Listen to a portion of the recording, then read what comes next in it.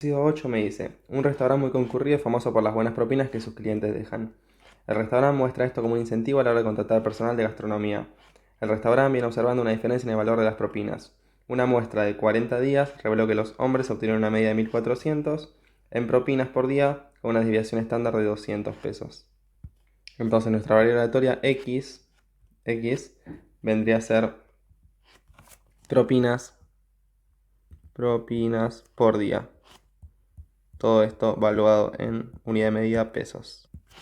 Luego nos dice, para una muestra de 50 días, n igual 50, las mujeres obtuvieron una media de 1.500 en propinas por cada día con una desviación estándar de 250. Con un nivel de significación del 5%, nos preguntan, ¿puede llegar el restaurante a la conclusión de que la cantidad media de propinas obtenidas al día es más grande para las mujeres? Bueno, eh, primero que nada, nuestras oscilaciones son mayor a 30, por lo tanto podemos asumir que X se distribuye normalmente. Vamos a escribir X de M por mujeres. X se distribuye normalmente con media 1.500 para las mujeres y el desvío de 250.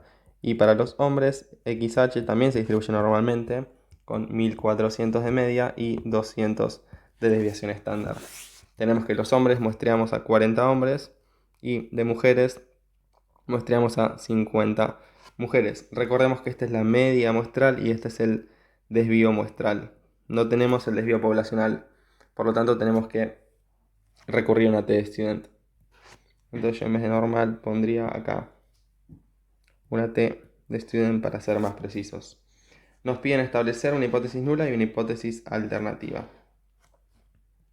Como esto es diferencia de medias, mi hipótesis nula sería que la media de las mujeres es igual a la media de los hombres. Y la hipótesis alternativa es que la media de las mujeres es más alta que la media de los hombres, que es lo que estamos testeando, lo que estamos fijándonos a ver si pasa. A la conclusión de que la cantidad media de las propinas obtenidas es más grande para las mujeres. Entonces después nos preguntan en el punto B, ¿cuál es la regla de decisión? Bueno, ¿cuál es la regla de decisión? Bueno, como estamos en un test de igual contra mayor, con un nivel de significación del 5%, si nosotros tenemos nuestra distribución, que es una T de student por nuestro desvío muestral, con media bajo H sub 0 verdadera, la media de los hombres es igual a la media de las mujeres. Y si vamos a una estándar, tenemos que para acumular un 5% del lado derecho, ya que es igual contra mayor, necesitamos el valor de t que acumule este porcentaje. ¿Cuál será? Nosotros tenemos acá una t de student con 88 grados de libertad. Para eso sumé las dos n's y le resté 2. Y después para acumular un 5% del lado derecho, ¿qué valor tenemos de t de student? 1,66. Por lo cual, si caigo en una zona que es mayor a 1,66 el valor de mi estadístico de prueba, o sea que si mi estadístico de prueba es mayor a mi t de student, que es igual a 1,66, entonces rechazo hipótesis nula. Y si mi estadístico de prueba es menor a t, entonces no rechazo hipótesis nula, ya que me encontraría en zona de no rechazo de hipótesis nula. O sea, las medias serían iguales para hombres y mujeres. Una vez tenido esta regla de decisión, tenemos que calcular el estadístico de prueba y establecer una decisión en cuanto a la hipótesis nula. Si vamos a la hoja de fórmulas, que está acá, tenemos un test para diferencia de medias. Primero que nada, ¿las poblaciones son dependientes o independientes? Como estamos testeando hombres y mujeres, o sea, dos objetos, no el mismo objeto a través del tiempo, antes y después, por ejemplo, tenemos que estamos en poblaciones independientes. Cuando estamos en independientes tenemos otras dos posibilidades. Primero, si las varianzas son conocidas o desconocidas, y si son desconocidas, si son pooled o unpooled, que ahora voy a explicar qué significa. Bueno, las varianzas son desconocidas. Estamos en esta situación porque no nos dan sigma. De hecho, las tenemos que calcular con S. Estamos en esta situación. Pero ahora, la pregunta es, ¿son pooled o unpooled? Bueno, para que sean pooled, o sea, agrupados, para que estén agrupadas los datos, vamos a tener que ver las diferencias. La regla de decisión es si la varianza de A menos la varianza de B la distancia, o sea, el módulo, no importa cuál va primero, es menor a 2 veces el mínimo entre las dos varianzas, entonces estamos en datos agrupados. Si la varianza es mayor, si estamos en situación que es mayor, entonces estamos en datos no agrupados. Bueno, noten que la varianza, si nosotros en vez de poner A vamos a poner mujeres y hombres. Si ponemos la varianza de las mujeres versus la varianza de los hombres, quedamos que este era 250 menos 200, esto me da 50 de valor absoluto, y 50 es menor a 2 veces el mínimo entre las varianzas. ¿Y cuál es el mínimo? 200 es menor que 250, así que 200 es el mínimo. Por lo tanto, 50 es menor a 400 y nos encontramos en esta situación. Por lo cual la fórmula sería todo esto. Y noten que los grados de libertad son N1, 40 más N2, 50, 90, menos 2, 88, que era lo que habíamos calculado antes cuando usamos GeoGebra. Si hubiésemos tenido datos no agrupados, tendríamos que, para calcular nuestros grados de libertad n, una cuenta más complicada. Acá lo único que tenemos que calcular tal vez es el desvío, que es un poco complicado, que es toda esta cuenta de acá. Pero por suerte tenemos GeoGebra para esto. Si nosotros entramos a GeoGebra y vamos a test estadísticos y ponemos test T de diferencia de medias, ya de una asume que la diferencia de medias es 0. No se puede cambiar esto. Si nosotros dijimos que los datos eran agrupados, así que vamos a poner agrupado acá. Vamos a poner el tick acá. Y después nosotros ponemos mayor o menor dependiendo qué dato cargamos primero. Si nosotros cargamos, noten, media 1, esta es una media 1 y esta es la media 2. Si nosotros acá ponemos primero a las mujeres y acá a los hombres, estaríamos testeando igual contra mayor, como hicimos en nuestra hipótesis que escribimos. Si acá ponemos a los hombres y acá a las mujeres, estaríamos testeando igual contra menor.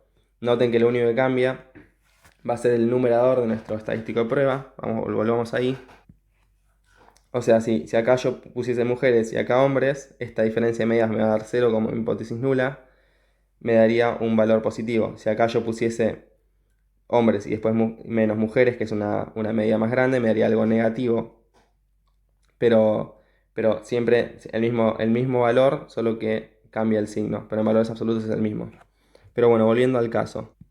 Si nosotros cargamos los datos y ponemos primeros a las mujeres, que tienen una media de 1500, un desvío de 250 y una muestra de 50 mujeres muestreadas, los hombres tienen una media de 1400 propinas por día, pesos en propinas por día, muestrearon, hay un desvío de 200 en las propinas, o sea, la variación entre entre datos es de 200 y se muestrearon a 40 hombres.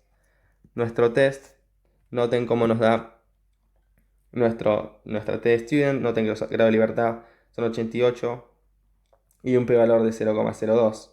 Si nosotros no hubiésemos agrupado los datos, fíjense cómo cambian los valores. Así que es importante cliquear que los datos son agrupados. Bueno, vemos entonces en la respuesta de nuestro test. Todo este software lo que hizo fue la cuenta que acabamos de ver, solo que metió los datos en esa ecuación y resolvió que obtuvimos una T de 2,05. Nuestra zona de rechazo, si volvemos al papel, entonces habíamos quedado que nuestra T de student caíamos en 2, ¿cuánto era? 0,568 era nuestro valor de nuestro estadístico de prueba, y nosotros rechazábamos cuando.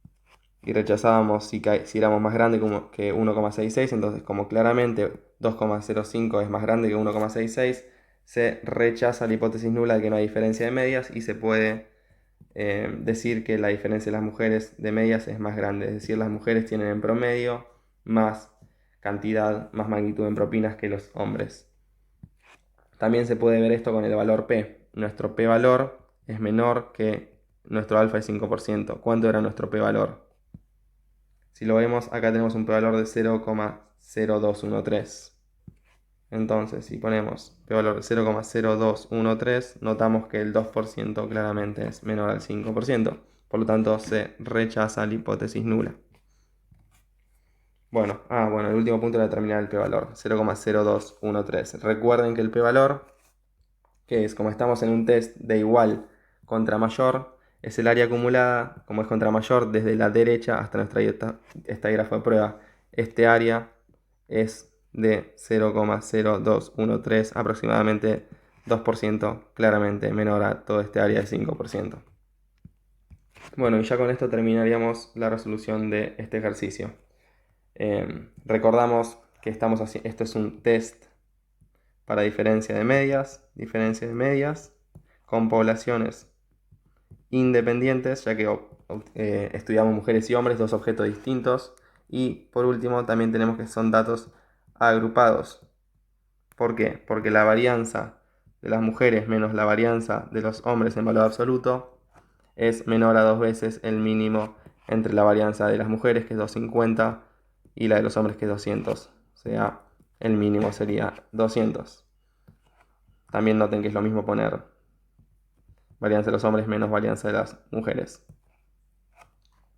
Y la última cosa que estaría bueno que noten es como si yo noten, si cambio de igual contra mayor a igual contra menor, nuestro p-valor incrementa muchísimo, porque lo que está pasando es que el área hasta mi estadígrafo de prueba se acumula desde la izquierda. En otras palabras, estaría acumulando el área desde la izquierda, todo desde la izquierda hasta mi estadígrafo de prueba, que es el complemento para llegar a 1 de mi p-valor anterior. Y ya con esto los puedo dejar.